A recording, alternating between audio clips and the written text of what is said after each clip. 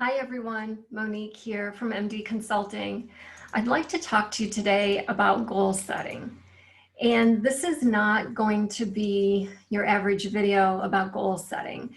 What I'm about to say might take some of you by surprise, but this is an issue that I have been working with some clients on, and I just felt it's very important for the rest of you to understand this.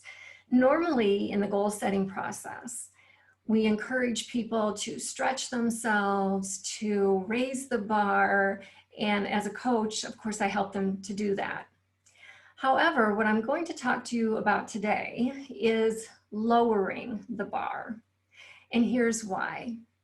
I have had some clients in the past that come to coaching, and usually in the first or second session, we start talking about goals and we set timelines around those goals.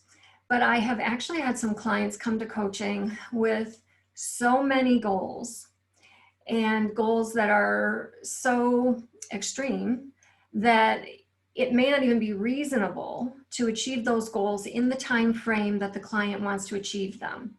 And then what happens is that they get overwhelmed because they just don't see any possible way to achieve these goals in their given timeline, and then they don't do anything.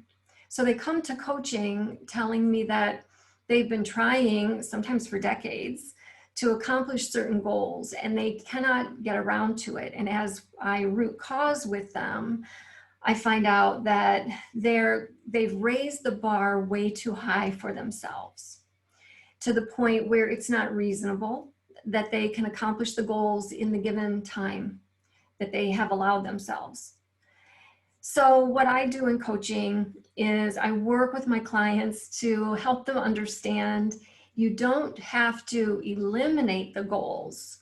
Your goals can still be your goals, but let's talk about setting some realistic timelines around those goals.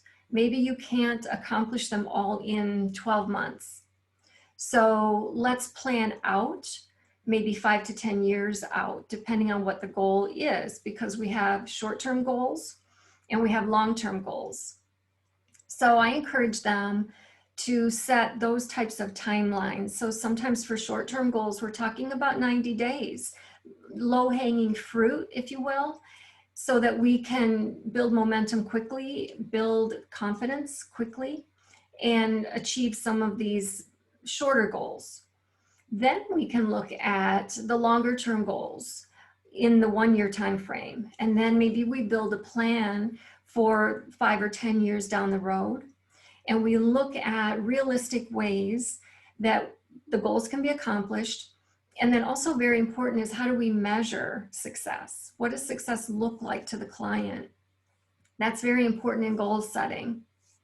So think about the goals that you have set and why you might not have been able to reach them. It's possible that you're getting overwhelmed because you're trying to pack way too much into a short period of time.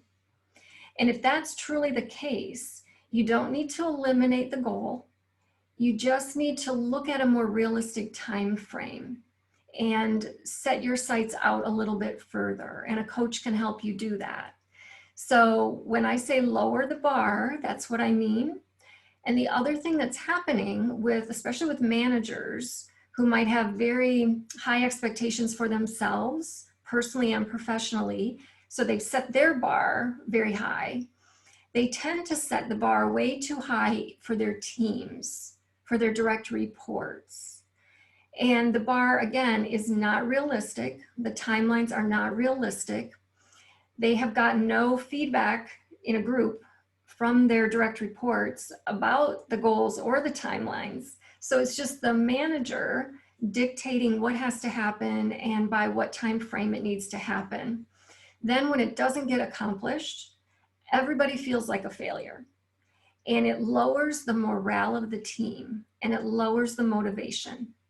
So I ask you as a leader to look at yourself first, and look at how you are setting the bar for yourself, and then look at how you're setting the bar for your team, because it's very possible you may need to lower the bar.